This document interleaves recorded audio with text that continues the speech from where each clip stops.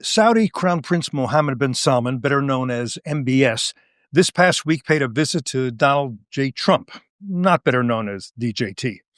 There was much pomp and circumstance, but quite a lot of business was transacted as well.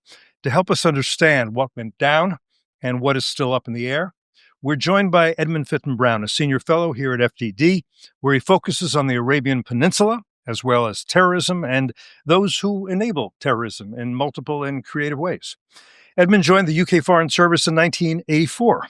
Among his postings, Saudi Arabia, Egypt, Kuwait, and the United Arab Emirates. He was British ambassador to Yemen from 2015 to 2017. He then joined the United Nations for 5 years, working on threat assessments regarding ISIS, Al-Qaeda, and the Taliban. Edmund speaks Arabic, Finnish, French, and Italian, but today we'll stick to the Queen's English, or I guess nowadays I should say the King's English. And of course the King is English, otherwise he wouldn't be king, would he? Anyway, I'm Cliff May, old joke, I know, and it's lovely that you're with us too here on Foreign Policy. Welcome, Edmund. Always good to see you. Thanks, Cliff. It's really good to be back. So I got to say, this was quite an occasion. I mean, Trump really put on the dog, if you'll excuse the expression, for MBS, right? There was a procession of horses, a flyover of jet fighters, a Marine band, troops holding ceremonial flags, a tenor sang Schubert's Ave Maria. I'm sure MBS liked that especially. And the Beatles' Let It Be. You should be proud of that. And guests dined on honey nut squash soup, pistachio crusted lamb, and a pear chocolate mousse served on gold-rimmed plates. That's a nice party. It's a pretty nice party. I guess that, I think that the president was pretty well received in Saudi Arabia. So the US was reciprocating. Okay, very good. Look, I always think that foreign policy cannot be properly understood without some historical context. And we don't have a lot of time here, but more than a radio show or a TV show where you get us two sound bites. So I think so just as quickly as you can, summarize, how did Arabia become Saudi Arabia? Yeah, well, I'll try and be brief on this. I guess the best way to think of it is the sort of emerging independent spirit of the Arabs in the modern age, and in particular, the founding father of Saudi Arabia, who was Abdulaziz ibn Saud.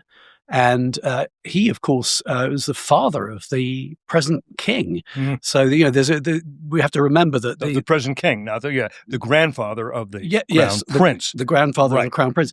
So the interesting thing here, of course, is that we're talking about a man, when we talk about the grandfather, we're talking about a man who was active at the end of the 19th century and the first half of the 20th century. And yet only 2 generations later, you have this 40-year-old crown prince who's taking the country forward in 2025. And just so I understand this, because this confuses me, the Kingdom of Saudi Arabia, he founded in 1902, I believe. That's what you have was in 1902 he had control of the kingdom in the Nejd, but not the whole of what we now think of as Saudi Arabia. Nejd being the central portion, central and eastern, yeah, but not the western portion, not the western part, which was the Hijaz, Mecca and Medina, Hijaz, the Hijaz. Right, yeah. So what you had was a 30-year process to 1932. When you had the sort of the full unified kingdom of Saudi Arabia, but it had started 30 years earlier, as you said. But all of this was, or if I'm right, but I may not be, part of the Ottoman Empire, even though it wasn't necessary. It was theoretically Ottoman territory, right? In other words, theoretically governed out of what we now call Turkey. So up until the end of the Ottoman Empire in the 1922. So, but in other words, he started the kingdom. Was that a revolution in a way, or revolt against the Ottoman Empire to do that, or they didn't care about that deserty part of? I think the latter. It was just initially it would have seemed like a very obscure thing to do in a completely impoverished, sand-blasted, and of course in those days apparently oil-free. Well, that's it. It's not right. The oil was there; it had been there for thousands of years. But nobody knew. Nobody got, well, they may have known, but if you discovered oil in 1755, you can't say this will be great for my Oldsmobile because the internal combustion engine hadn't been invented. Precisely. I mean, oil became wealthy. This is a point I always make.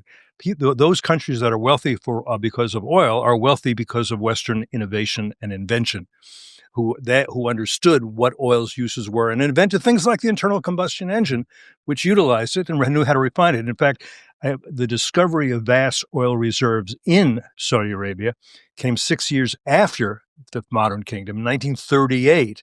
And that began a transformation of the kingdom once they knew they had oil and we in the West had a use for it. Absolutely. And it's worth just saying that, to some degree, this part of the world was contested between the Ottomans, the Turks, and the British at that time, because, of course, the British were encroaching on the Arabian Peninsula from the seacoasts. And Lawrence of Arabia was all about this. Can we help the Arabs get out from the Ottoman Empire and come under our umbrella? Exactly. Now, that all came to a head in the First World War when this sort of turned into a proper fight between the allies who were including the United States, but Britain was on the side against Germany, and Germany had Turks on their side. Mistake the Ottomans made, and exactly. I say Ottomans because they hadn't self-identified as Turks at that point, although they were Turkish in the sense that they had come from Central Asia as Turkish tribes, and guess what did they become?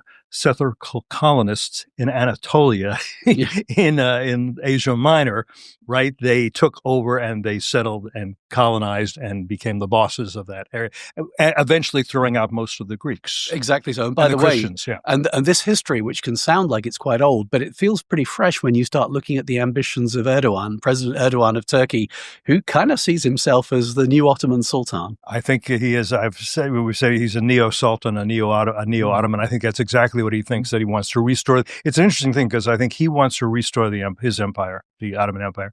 Putin wants to restore the Russian Empire. And I think Xi Jinping wants to enlarge the Chinese empire. And by Chinese, I mean Han-dominated empire. Yes. And when I say Han, I'm talking about one specific ethnic group that dominates others. When you look at Xinjiang, for example, which is more properly called East Turkestan, or Tibet, all you do have to look at the map and you can see that's the expansion of the Chinese empire westward, quite clearly. And all of which, of course, is a little bit concerning, because if we go back to our ancient history, how did the First World War start? It started with the clash of empires. Now, here you have three empires that you're talking about.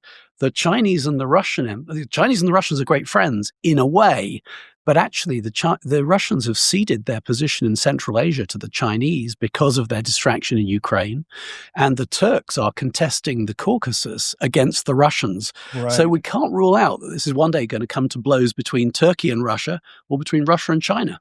Right. And just to put a cap on this, the Central Asian republics, or the Central Asian nations that emerged from after the collapse of the Soviet Union, my sense is they'd like to retain their independence, but they know they've got a problem on the left and on the right, and they will, to the extent they can, play one off the other.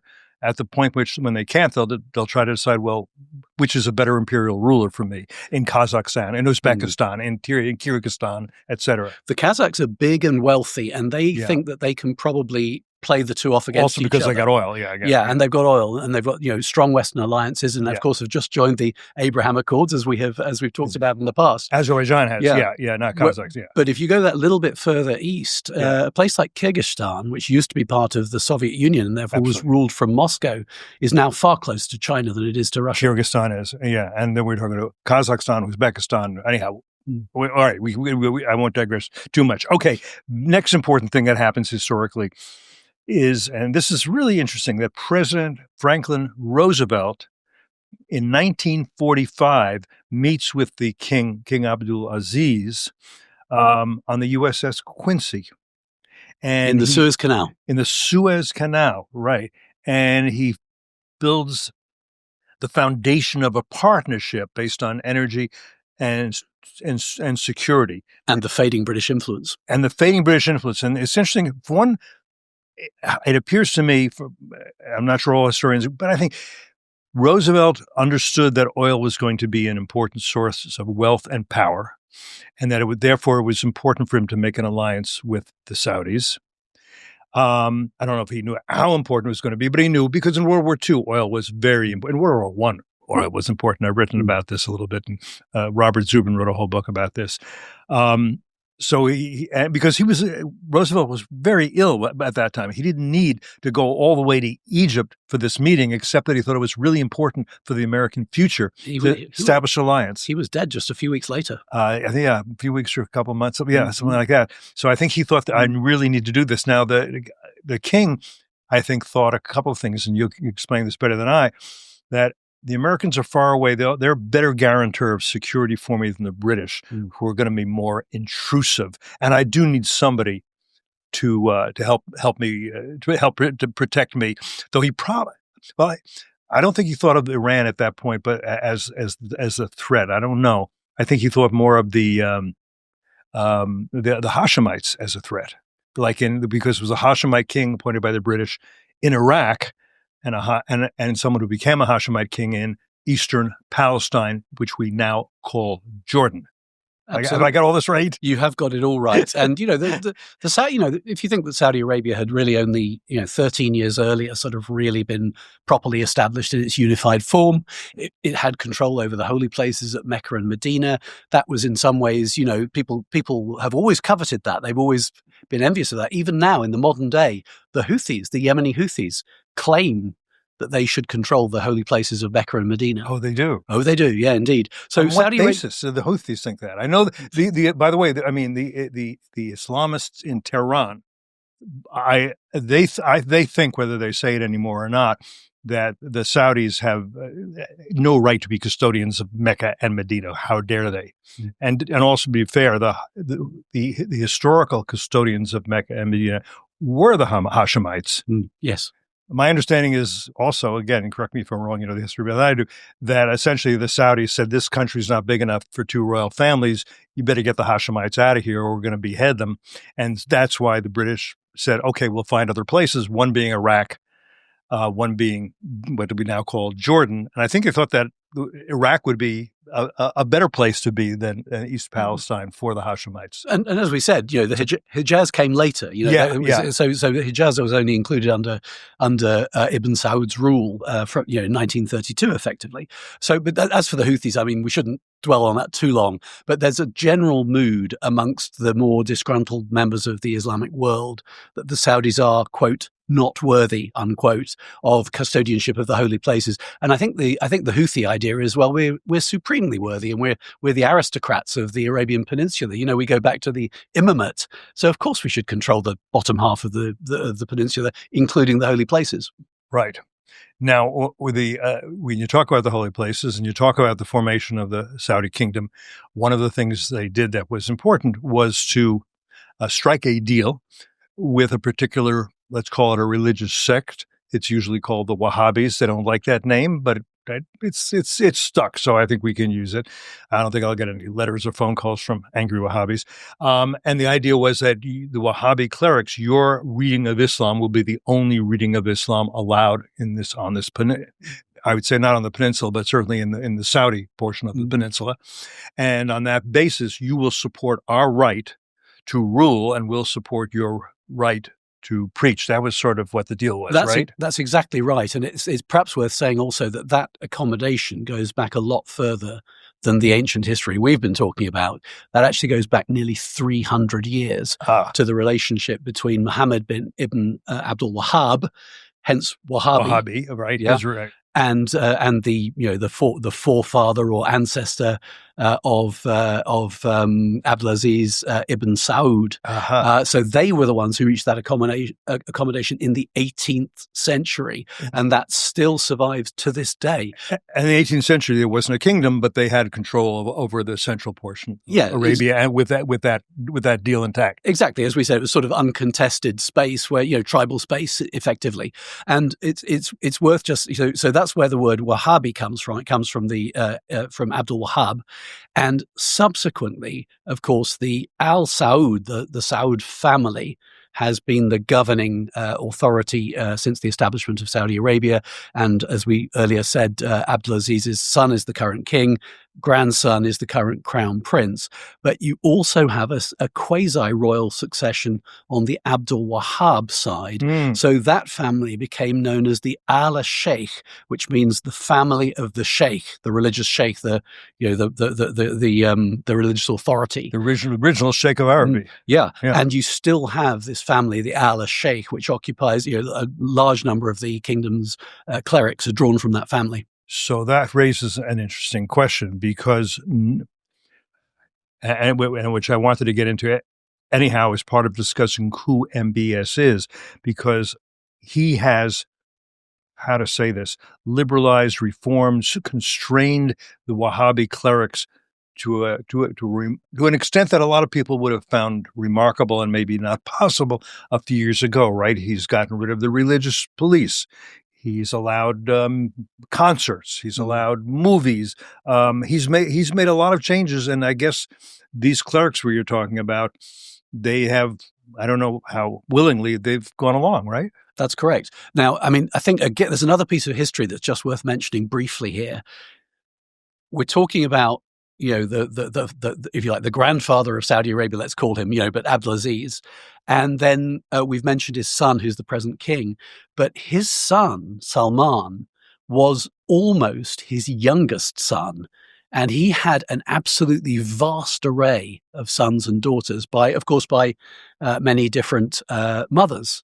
Wives, mothers, yes. Precisely. Yes. So one of the things that people forget, unless they studied this, is that you had this extraordinary gradualist succession going down a chain of brothers, of whom the oldest of those brothers, and I probably ought to have looked this up before we came in here, probably 50 years older than no, not 50 years older, but probably 35 or 40 years older than the present king. Yeah. This span, we're used to Western families in which the oldest brother might be, 10 years older than the youngest brother. But it can happen in Saudi Arabia or in these Gulf countries. You might have an oldest sibling who is 40 years older than the youngest sibling. And so the reason it's worth mentioning this is that kind of gradualist succession, brother to brother, so 85-year-old king dies, is succeeded by 82-year-old crown prince. That makes for conservatism. It makes for caution. And so they never really felt, some of them didn't govern for all that long. They never felt strong enough really just to face down. If they found the Al Sheikh and the Wahhabi dogma to be, constricting, they never felt able to face it down. And then suddenly, of course, the present king appoints his own son as crown prince. This has never happened before. And not the oldest son. And not the oldest son, a son much, much younger than him. When he became crown prince, he was, 30? Early 30s, maybe 31, 32, roughly. Not more than that, because we will get this later probably. He was only like 33 when Jamal Khashoggi, that's right, the so-called journalist. We'll get back to that if we have time. And then when he was killed, and he's just celebrated his 40th birthday this summer. So now that suddenly throws in a completely new dynamic. First of all, it creates an awful lot of potentially jealous uncles, right, or jealous cousins. But then the next thing is that you get a guy who comes in and says, what is all this gradualism? What's all this sort of slow movement? And who are these people who think they can tell me what to do with the kingdom that I'm about to inherit? And so he's been extraordinarily bold. And you say that it was hard to imagine. I couldn't imagine it. Right. And I was in Saudi, for the last time I was in Saudi was this January. The previous time was 6 years before. And I have never seen a country change that much in that space of time. The 6-year gap, when I arrived in January this year, everything about the kingdom just took me by surprise. I could not believe what I was seeing.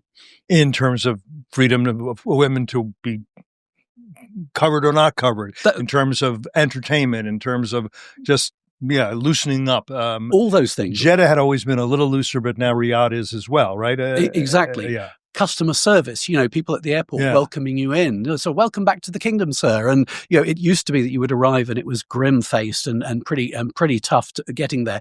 I used to arrive, I would be met by an armored car which would drive me back when to you're a diplomat. Yeah. And it would drive me back to the diplomatic quarter, which is a sort of like a suburb outside Riyadh.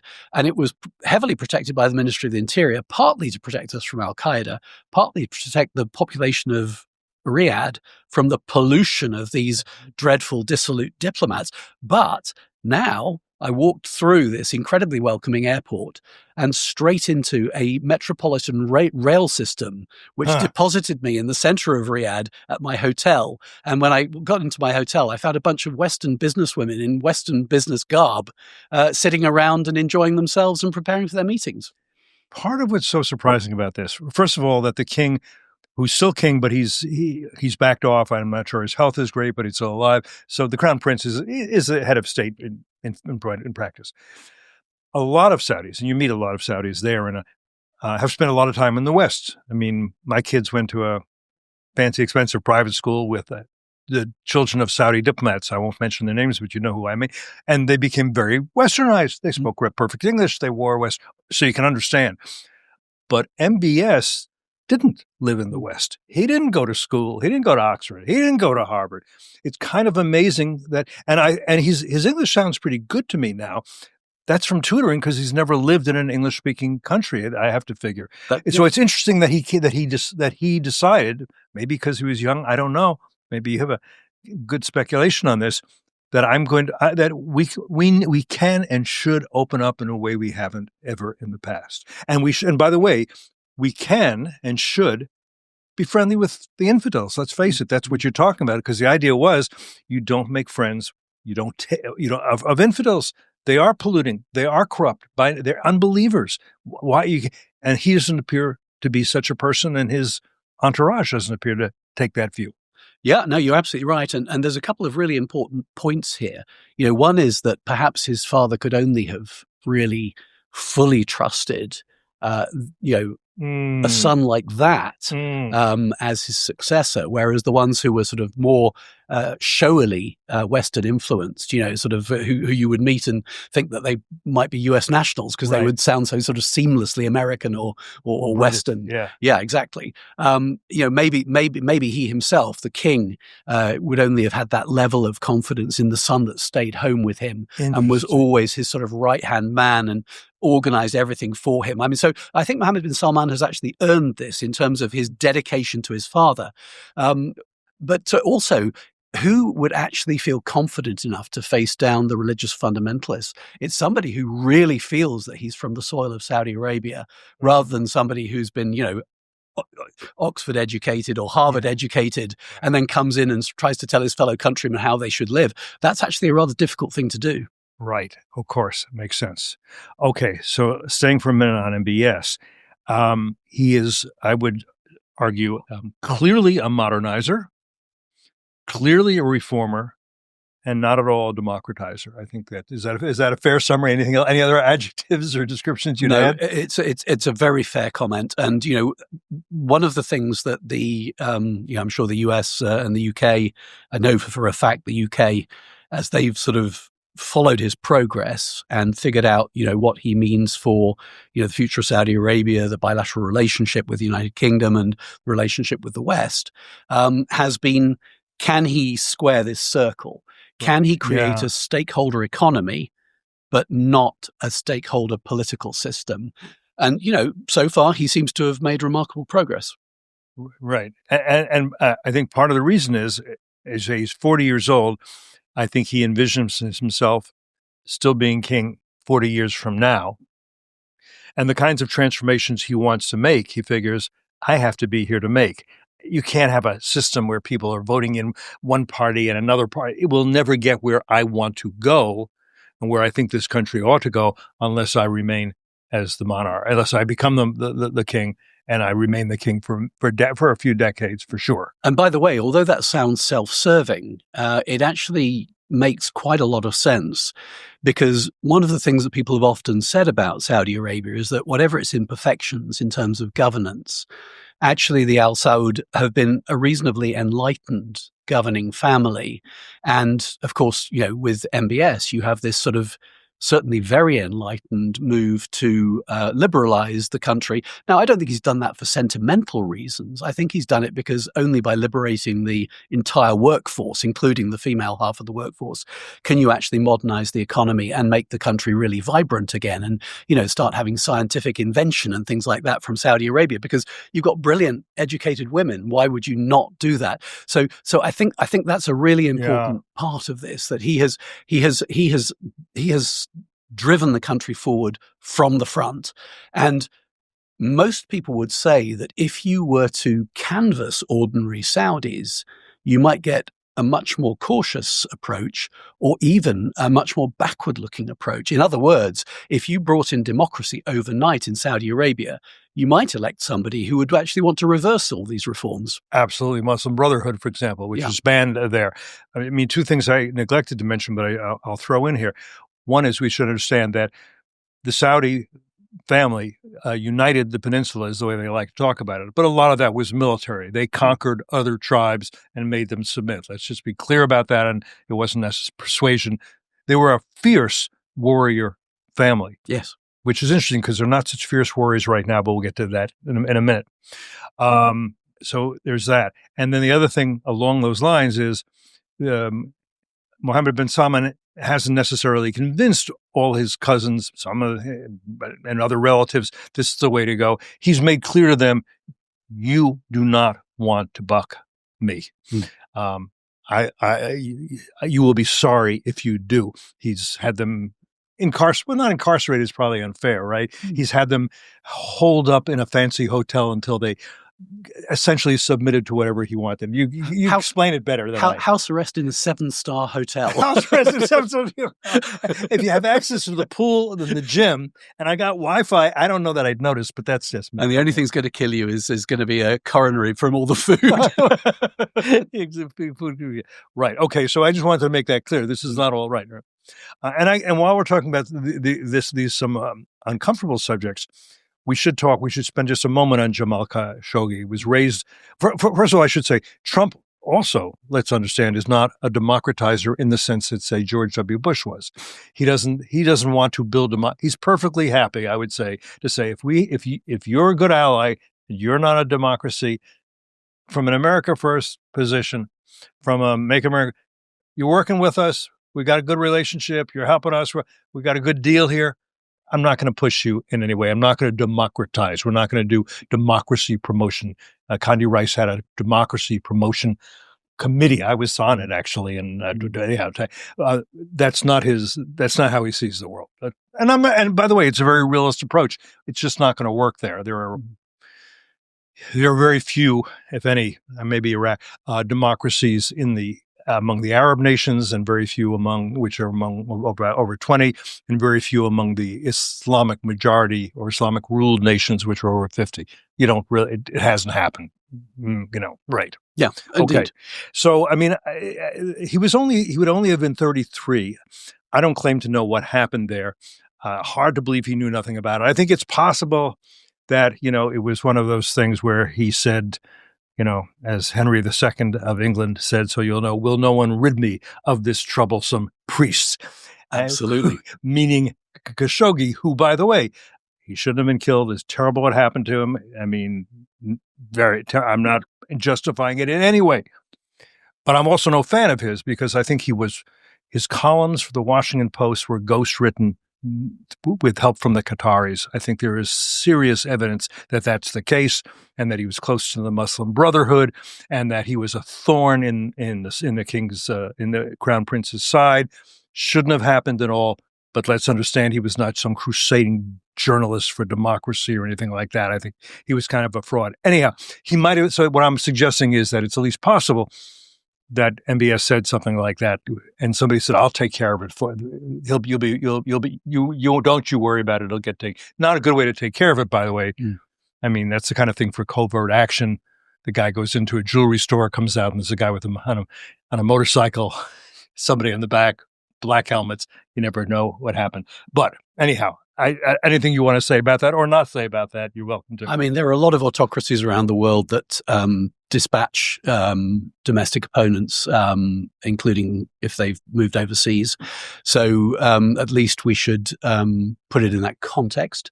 Of course, it was a dreadful thing to do. It was the wrong thing to do, and I suspect that, the extent to which it was contracted, sort of, delegated down to somebody who said, "I'll sort this out for you." We'll never quite know that, but no matter how you look at it, he has taken responsibility. He's acknowledged that after all, he was in charge and it happened. He's not trying to pretend that it was nothing to do with him, but I have a slightly personal view of this, which you might find interesting. Yeah. I was so this happened in 2018, right? And 7 years ago, so you're 33. Yeah. It was after I had ceased to be ambassador to Yemen, but my involvement with Saudi Arabia from 2015 to 2017 was very specifically that I was ambassador to Yemen, and we were talking to the Saudis and working with the Saudis on their attempts to prop up and ultimately to bring about the victory of the internationally recognized government of Yemen against the Houthis. And of course, it was Mohammed bin Salman, as a very young statesman, who directly got the Saudis involved in that war to restore the authority of the internationally recognized government and defeat the Houthi extremist coup. Now, what grieved me from a Yemeni point of view in 2018 was that the Saudis, whom I completely support in their efforts to support the legitimate government of Yemen and defeat the Houthis, and they were making serious progress north along the Red Sea coast. They were at the gates of Hodeidah, and they were on the verge of taking Hodeidah. Now, with in the benefit of hindsight, what we know in 2025, if the Saudis had driven the Houthis away from the Red Sea coast, then a lot of the conflict that we've seen over the last couple of years in the Red Sea simply would not have happened. But what happened tragically is that as a result of the killing of Khashoggi, the Trump administration, the first Trump administration, was completely discombobulated. They didn't know what to do. They had the Saudis' backs. They had given them full backing to fight the Houthis. But of course, the outrage in the United States over the killing of Khashoggi. Well, it was Biden who said, didn't Biden say, I'm going to make a pariah out of Saudi Arabia for the Khashoggi killing? He did, but this was under the Trump administration. Okay. So it was 2018, yeah. Okay, it was later that. Biden came in later and said, they're pariahs, and of course he couldn't hold on to that because the strategic relationship with Saudi Arabia is just too important. But the interesting thing in 2018, you did have a sympathetic Republican administration. You had Trump still already with a really good relationship with MBS. But of course, at that point, Congress went crazy. And the administration just didn't have the confidence to hold the course, and so it basically stripped away U.S. backing for the Saudis at a crucial moment, and it led to the Stockholm Agreement, which meant that the Saudis agreed not to take Hodeidah. And of course, that was a bad decision. And that meant the Houthis would keep their territory to this day. To this day. And you still have people, by the way, like Bernie Sanders. I saw some press release from him saying the terrible war the Saudis fought against Yemen. No, they fought it against the Houthis, Bernie. This drives me crazy. Oh, you know about it, huh? Yeah. I was in a debate on Channel 4 News just a couple of months ago, and it was mainly about whether Britain is complicit in Israel's war in Gaza. But the person I was debating obviously had looked up my resume and said, well, you seem to be an enthusiast for slaughtering Arabs because you like the Israelis slaughtering Arabs in Gaza, and you yourself wanted to slaughter all the Yemenis. And I said, the distortion, the failure to understand that the main victims of the Houthis are the Yemeni people themselves. And the Houthis, of course, are not just aligned with, but are armed by, funded by the Islamist regime in Tehran, which is the enemy, which is the most dangerous, threatening enemy of the Saudis and really of the Arab world, because what's revolutionary Islam in Tehran mean? It means we become the rulers of the Muslim world. That's what it's all about. Exactly. Now, it would be an oversimplification, but not a ridiculous one, to say that the Saudi campaign is a campaign to liberate Yemen. Right, to liberate Yemen from the Houthis. From the Houthis. Which the Americans want, which the British should want. Anybody who has shipping, the Egyptians should want. Anybody who's got shipping through the Suez Canal into the Red Sea should want that. I think it's just a scandal that the Houthis can just stop international shipping like that. The most basic violation of international law, freedom of the seas. And most of the world says, well, I do hope that the Americans or maybe the Israelis will do something about that, And meanwhile, the Chinese ships go through because they've made a separate peace with the Houthis, which tells you a lot as well. All right, so many things to get through, and I want to be respectful of your time. F-35s, that's Trump. He announced before MBS got here that he was going to sell them the F-35s. I was surprised by that. Why announce it before he gets here? So it doesn't look like a quid pro quo. So it's more like, I'm sending flowers and candy to his, to his hotel room before he arrives. So to show that we're being hospitable. Is that what that's about? I don't know. I mean, President Trump has his own way of doing business. I don't think any of us will ever fully understand it. And, sometimes it turns out that he's just figured things out in a really sort of, his gut instinct is very strong. But, I think if you pick through the various aspects of what came out of MBS's visit this week, I think you can make a case for saying that MBS seems to have got a lot out of the visit. Oh, I think so. It's not clear how much America got out of it. Well, okay. Well, a couple of things with the F-35s I want to bring up. One is the Israelis are not happy about it. They want to maintain a qualitative military edge. It's not just American policy; it's American law against any possible adversary or combination of adversaries. And I understand why they're not happy about it. On the other hand, I suspect that look, the Israelis have a lot of them. They've got pilots who are trained and very good at this. They have kind of MacGyvered their F-35s and made them better in ways that the U.S. has said, can you please show us what you did here? They're flying further with all kinds of things. So my guess is that one way or another, at least under MBS, if the F-35s, which can take years to get there, by the way, just because you say they're not like on the lot at Lockheed and you go, here's the keys, sir, take it off. It doesn't work like that. It's going to be years. It's probably going to be okay, but anyhow, and it depends. And then no, I mean, you're making a vital point there. I mean, the difference between the relationship with Israel and the relationship with Saudi Arabia is quite a big one. And perhaps the biggest one of all is that, Saudi Arabia is very much a recipient here. And as you say, that receiving the stuff will take time. The partnership with Israel is a developmental partnership with the Israelis adding value to American equipment. So I would think, if you look at a 5-year timescale, you can see that the Israeli qualitative edge can be sustained. Okay, probably more concerning. And our FDD colleague, Brad Bowman, who heads our military center, has talked about this in the media. Is concerned that the Saudis right now have close relations with Beijing. And it would be not good for Beijing to get a close look at the F-35 and its technology. And as recently as October, the Saudis conducted military exercises with China.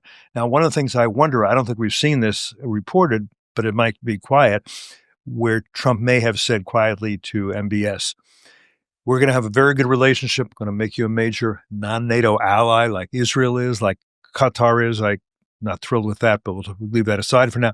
I'm going to give you F-30. We've got a lot of things we're going to do business on.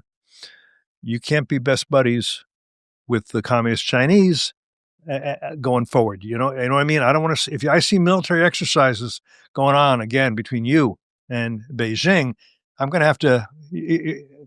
I'm going to back off a bit. Can we agree on that? That you don't need them. I'm going to take care because we're going to give you some security guarantees that we also have that as part of this deal. Again, a big benefit. But if this is true and he's weaning them off of communist China, I would argue that's a smart thing to do. I would argue that the isolationists and neo-isolationists and restrainers in the Trump camp are probably dyspeptic about this right now but if you want to make America great, it can't be that the communist Chinese are the major influence in the Middle East, as well as in Latin America, as well as in much of Europe, because America at a certain point becomes, an island where they grow soybeans. I mean, well, this is why, with all the insight that FDD has, we should hesitate to make firm judgments about, how much the US has got out of this visit, simply because we don't know. We don't know what sort of unspoken protocols there are. And the Saudis, they're very sensitive to publicity. So, for example, we could have moved a little bit further in terms of prospects for the relationship with Israel, but the Saudis wouldn't want that announced. And the same may be true here. They're not going to want it announced publicly that they're dissing the Chinese. That's true. And that gets to another very important point here, then another important subject. No question in my mind, no question that Trump would like the Saudis to be in the Abraham Accord or some version of it. In other words, to have a formal, peaceful relationship. My sense is that MBS does want to do that. They clearly discussed it. I can absolutely see MBS saying, I can't do it yet. We got to figure out things with Gaza. And if you look at it, what he has said, actually, MBS, he has talked about a path to Palestinian statehood. Oh, the British said, we're going to recognize the Palestinian state, even though we don't know where it is. We don't know who leads it. We don't know anything about it. We'll just recognize it. And maybe if we wish hard enough, it'll come to be. The French said the same. The Australians, the Canadians made no sense to me. If you want to defend the British, you may, but I think it made no sense. But no, completely agree. But what MBS is saying, it makes perfect sense. A path towards. Now, that path can twist and turn. That path can have a lot of pebbles and a lot of gravel and a lot of bumps in it. Who knows what? You got to get to a point, which we are not at now, where there is somebody who can lead Palestinians who says, my role in life is not to build up so I can do another October 7th and another October 7th and until we wipe out every Israeli from the river to the sea. You can't. That's not going to fly. So what he's saying, I think, makes some sense. Because you're only talking about a path. And I think at a certain point, the Israelis would say, hey, if we have it's fine if we have a neighbor who poses no threat to our population. Yeah. They've been trying that since the 1967 war, when they took the West Bank, as we call it, Judea and Samaria, from Jordan, not from any Palestinian authority or Palestinian government. And they took Gaza, again, from Egypt. They said, how about this becomes a two-state solution? And that's been proposed over and over again. And whoever was leading part of the problem is, if you're a Palestinian and you think, you know what, it's enough already, generations of war, they're going to kill you. Hamas is going to kill you. Oh yeah, and they are killing people. They kill people like who say such a thing. Yep. This is just a little personal story.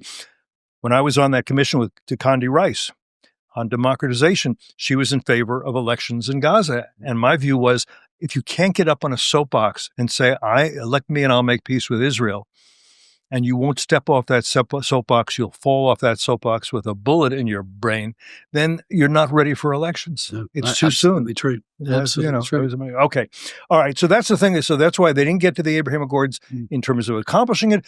But we shouldn't necessarily expect that, I guess, as you and I are agreeing on that point, right? And we should also say that there may be, again, some element of understanding that's not public. Right. So right. MBS is not going to say things in public that are going to cause him a problem. Saudis have a reputation to uphold in terms of their commitment to the Palestinian cause. I can tell you that the Saudis really hate and despise the Palestinians. And why do they hate the Palestinian leadership? For sure. Yeah. But why do they hate and despise them? Is because when Iraq invaded Kuwait, the Palestinian population, almost to a man and woman, celebrated the Iraqi invasion. They supported Saddam Hussein. The Gulf Arabs have never forgotten or forgiven that. And that's an important point. There's a second point I do just want to make. And you talked about pebbles, bumps in the road, along the road. When Hamas attacked Israel in 2023, one of the things that they had in mind was to derail any possible normalization between Saudi Arabia and Israel. Now, when MBS says a path to Palestinian statehood, of course, President Trump may have answered and said, well, there is the Trump peace plan, which does envisage a path towards Palestinian statehood. in the third phase or the fourth phase, once there's been reform of the Palestinian Authority, and then, you could be moving towards a Palestinian state. And he may have said to MBS, are you prepared to give Hamas an unlimited veto on you normalizing with Israel? Because effectively, if Hamas prevent the Trump plan from moving forward, then in a sense, that could prevent normalization between Saudi Arabia and Israel. I don't think that would be acceptable to Saudi Arabia. So I'm a little bit more optimistic about the Abraham Accords. And the other thing the Saudis know is Hamas is Muslim Brotherhood, and Muslim Brotherhood is banned in Saudi Arabia, as it is in United Arab Emirates, as it is in Bahrain, as it is. Anyhow, okay. I'm going to mention a few things, and you tell me which ones you find interesting, so we get out of here on time. One is up to $1 trillion in Saudi investments in the U.S. promise. That's a huge amount of money. I don't know if we'll get to it, but I'm sure Trump likes to talk about it. Who knows? You talk about. There's an artificial intelligence partnership. That's interesting too. Needs a lot of electricity. You can have a lot. They got a lot of oil. But there's all sorts of questions. Civil nuclear energy agreements, civilian. That has to mean, I would say, no enrichment of uranium on Saudi soil. But and you don't need. There's no reason to enrich to weapons grade, and you don't want that, especially when you're going on with this fight with the Islamic Republic of Iran, which is not entirely over. And then what else? Sudan. Trump said MBS raised the terrible carnage taking place in Sudan, which the world has generally ignored. One, because Israelis and Jews can't be blamed. Another, because it is complex. Another, because it's kind of bad guys versus bad guys, and there's nobody to root for. But Trump says we're going to start working on it, which struck me as interesting. Another thing to make the restrainers dyspeptic. So I leave it to you. Any of those you can want to discuss, or anything else you want to discuss in the last 5 minutes or so we have. Well, so on the strategic commercial stuff and on the nuclear enrichment, I won't particularly go there. I think these are all very interesting. You can see that there's some gain for both sides there. There's a strategic partnership between the two countries is in good shape, and it is large. It is, to some degree, it's commercial. To some degree, it's technological. But I think we can say that this was an important part of the meat of what they were driving for in this visit. When it comes to Sudan, I think I was interested that Sudan was the sort of the third country theater that they focused on, because I was expecting more focus on Syria.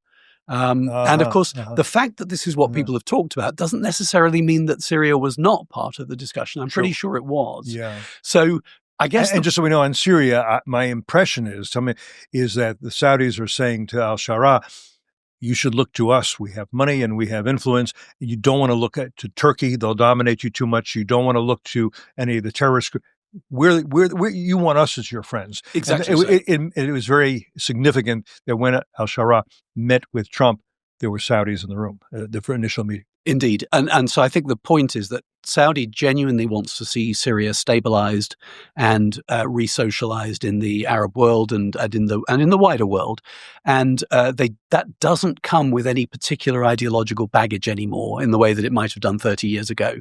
Now, with Turkey and Qatar, it comes with ideological baggage. And the Turks really do want to dominate Syria. Yeah. And so I think we can assume that there was discussions between Trump and MBS about making sure that Saudi influence in Syria helps to prevent the Turks from establishing a sort of a vassal state in Syria.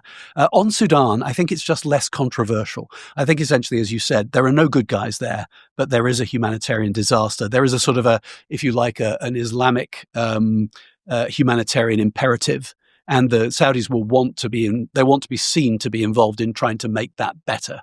And it won't be easy from my anyhow. It certainly won't be easy, but it won't be controversial either. Gotcha.